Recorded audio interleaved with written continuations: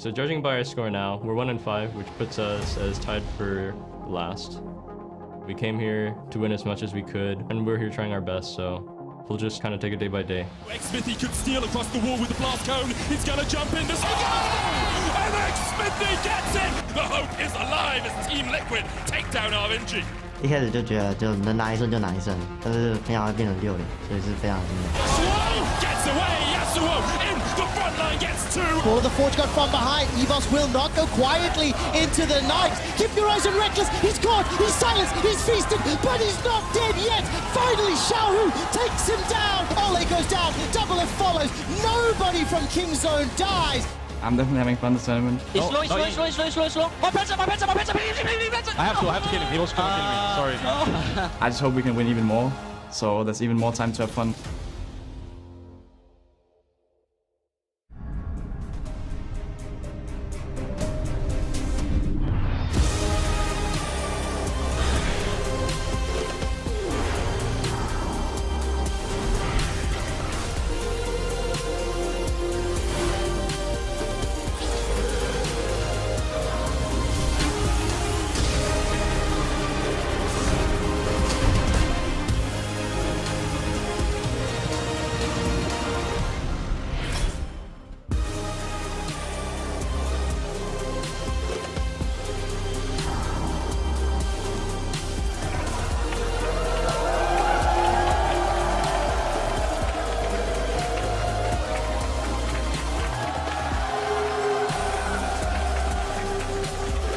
Welcome to Berlin, Germany, and the 2018 MSI Group Stage. With only 2 days left, we've got some crucial matchups ahead of us as the teams look to secure their spots in the semifinals. Here we see the teams loading into the arena just a moment ago. Uzi getting in that stretch, looking to pilot his team to another couple victories today. Hello, everyone. I'm James Dash Patterson here with Indiana Frosker in black, Sam Kobe Hartman-Kensler, and Joshua Jat Leesman. We have stacked the analyst zone with the NA analysts. Yeah, NA analysts are showing up today.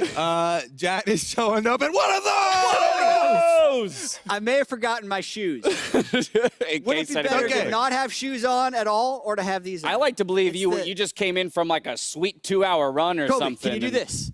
That's true. The movement available to Jat in the analyst zone is quite superior to Kobe's. Anyway, continuing to bring the action to all corners of the world, we do have our international broadcast partners. Here you see them on your screens now. Again, a truly global event. We're happy to have them all with us, broadcasting to everyone around this beautiful planet. Now, after going undefeated so far at MSI, Flash Wolves have already secured their spot in the semifinals, with Kingzone looking to join them in their upcoming games. RNG managed to catch up to Fnatic after yesterday's win, while Team Liquid and EVOS are in last place at 1-5. And the question is this going to be the dream run? Are we finally going to see a team go undefeated through group stage, the big 10-0? Because right now, Flash Wolves look unstoppable. Especially after the last game they just played against Kingzone. They showed different styles. They're playing the map really well. The shot calling is on point, but I do think that there is going to be a Flash Wolves loss today. Some predictions for the Flash Wolves loss. We'll get to those specific matchups a bit later on. Talking about Kingzone, though, as well, and some of the struggles they've had, Jat, we're kind of seeing an interesting mentality develop, and we heard it in a lot of interviews yesterday, sticking to styles and finding styles and identities for each individual team. Yeah, it's really interesting when you talk about underperforming teams at this tournament. I actually feel like Kingzone has underperformed about as much as Liquid. It's just Kingzone coming into the tournament poorly makes them 4-2. Oh, man. Because we were expecting them to just totally demolish everyone with all these different styles, and that's actually been what Flash Wolves has done so far. But I do think that Kingzone will be getting stronger from here on out. But you do never know as well. They haven't won much internationally before. They were 3-0 at Worlds, right? BDD and Khan are these super hyped Korean players that come internationally and have looked mostly average, but that game against TL yesterday looked very promising. And Prey's interview afterwards, I kind of indicates what they're going to do moving forward. He said they want to play aggressively and they're going to play that split style. Yeah, we're starting to see that comment come out more and more, that offense in this tournament perhaps more important than defense. Let's continue to dive into that topic and what it means for a team to play offensively. Yeah, it's interesting because a lot of people people will just default to, oh, that means draft early game. You need to have all winning lanes and smash them and look for kills with your jungler. But we've seen it develop in different ways throughout this tournament even. There have been globals used very early on for cross-map plays, split pushing strategies, and there are more unique ways to go about it than simply trying to push your lane and move forward. Something even simpler than that, I think it's playing not scared, playing to win instead of to not lose. So many times we hear in interviews, about the confidence, about, this guy's the best, I don't know if I can match up to him or something like that. But for me, just play your style. Go into your comfort zone, recognize what makes you strong, and then just put it all on the line. All right, well, we're going to have 2 days left of group stages for teams to prove that they can play to that level. We've seen 3 days of MSI group stage so far, and I want to take a closer look at some of the key players in smurfing or slumping. Let's start with a guy who surprised us yesterday in Flashwolves top laner, Hanabi. And the thing is coming into this, there weren't any expectations of if he was going to slump or if he was going to smurf. He is a rookie, but he showed up and he was smurfing through this game. You hardly ever see a Yasuo that clean with that type of team fighting engagement, not just dueling in a side lane. Yeah, it's been actually insane how well he's played this tournament, based on the fact that we'd never seen him internationally before, and most people didn't even know he existed before this tournament when we're talking about our audience, and we also were not expecting this from him. Yeah, probably one of the least known players coming in. Kobe? It almost feels like someone transferred to your server that was well known on some other server, super good. Right. Not a smurf, but definitely surprises people still. Now, on the other hand, we had a player with huge expectations coming into this tournament. That's Kingzone's top laner, Khan.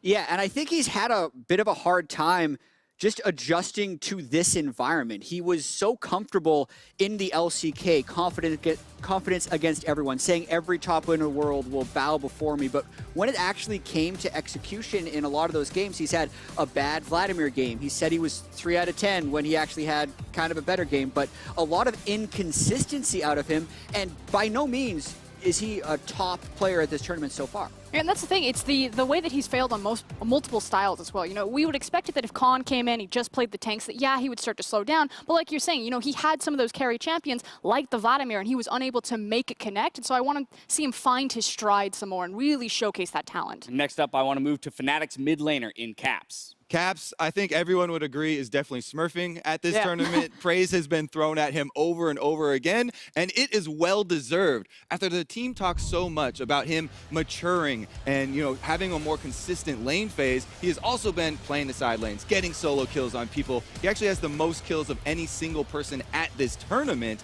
Yet, when someone is smurfing, sometimes they get a little over-aggressive. There have been mistakes. Overall, though, extremely impressive performance. And also the Vladimir late game against the Camille. I actually talked to a lot of Camille players and a lot of pros, and most people say Camille should win those 1v1s. The Caps was winning at the end. Yes, the turret was helping him out and stuff, but a lot of the time, Camille actually just kills the Vladimir throughout those combos. So a lot of success coming out of the Fnatic mid laner. Let's talk about the other carry for that squad. Again, expectation around this guy was high coming into the tournament. Reckless. And where is Reckless? Frankly, outside of one Ezreal game, we really haven't seen the superstar ADC that we expected to see domestically from Europe. And it's part of the reason why Fnatic did start the tournament very cold and weren't able to pick up their win, in my opinion, against RNG yesterday.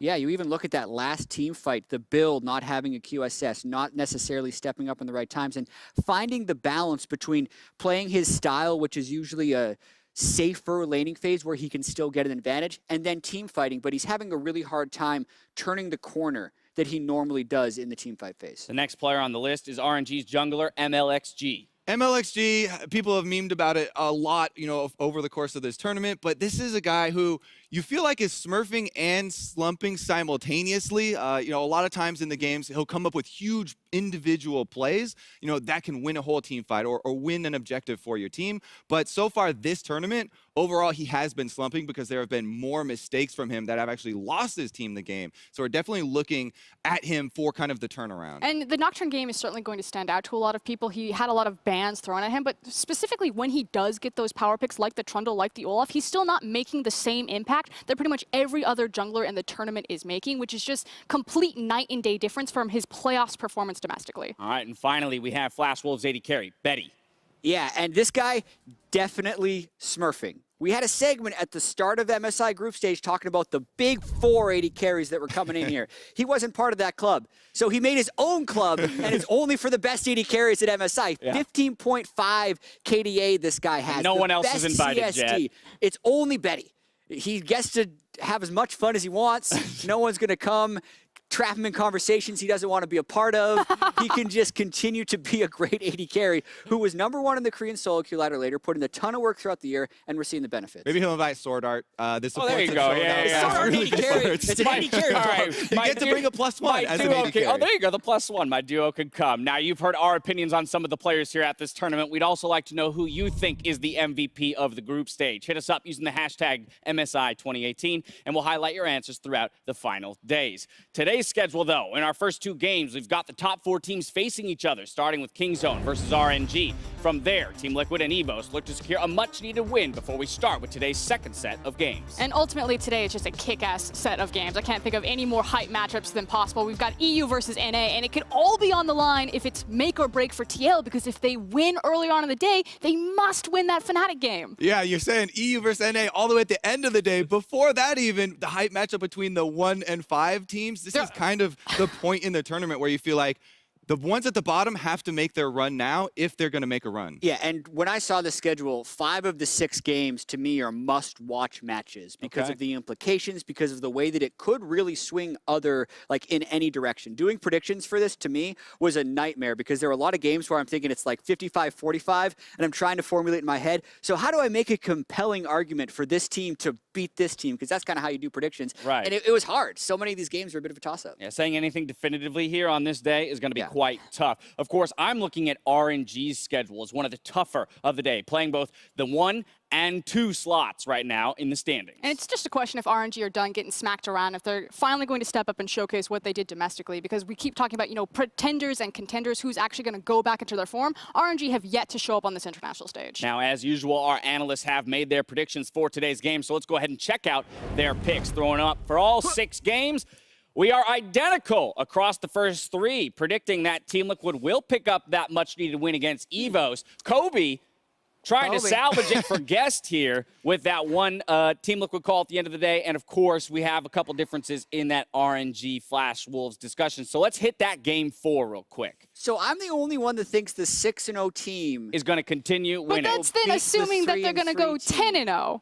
What? No, it's not. He still can predict tomorrow. It's predicting that they'll go 8-0. Yeah.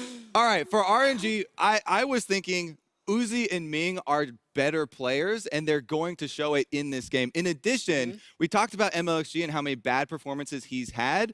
I'm also a Feast or Famine jungler, and I feel like it's about time for it to swing around, and some of these decisions are going to work out. Eventually. I think it is quite a risk to go for Uzi and Ming right now, especially in comparison to Betty and Sorda with some of that Rakan performance. For me, it's all about Xiaohu. Xiaohu has just been, should have been on the slumping. He has definitely been in the gutter. I think it's time for him to pull out, to find a champion like Talia and start matching Maple in his roam style. And I think Maple will only elevate to making Xiaohu perform the best of his ability, getting out into those side lanes, which works better for RNG. And I also got to point out that only the first 3 predictions are locked. We're allowed to change the next 3 depending on what happens, because I have an upset candidate for me would be Fnatic over Flash Wolves. When I look at a lot of the indicators for Fnatic, like early game gold, and also how they're supposed to be good in team fights, there's a world where they are 5-1 in this tournament with a few scenarios played out differently in the past. So they could actually be super strong. I was actually pretty close to putting Fnatic over Flash Wolves at the beginning of the day and having the upset there. What changed? I will, if you change your vote, I will look down on you. Just know that I'll lose a little bit of respect. You mean later on in the day? You can't change the vote for the first 3. I'm a little disappointed that none of you did put your faith in Fnatic after this discussion here, but that's enough from us. It's time to head over to the casters for Kingzone versus RNG. So take it away, guys. Thank you very much, Dash, and hello, everyone. I'm Clay Captain Flowers Reigns, joined by Andrew Bettius Day and Chris Papa Smithy Smith. Boys, are you ready for day number 4 here? I'm so hyped, guys. It's a really fun start to the day. We're starting with the Rift rivals themselves, China versus Korea, ending with Rift rivals in NA versus EU. It's going to be hype. It's certainly going to be hype, and I am fascinated to see what adjustments RNG have made coming into their rematch versus Kingzone, because the last time, things did not go the way they wanted. Well, that rematch is our first game of the day here, pitting Kingzone against RNG with the LCK champions playing on the blue side with Khan in the top lane, Peanut in the jungle, BDD mid, Prey on AD carry, Gorilla at support, and Coach Axine.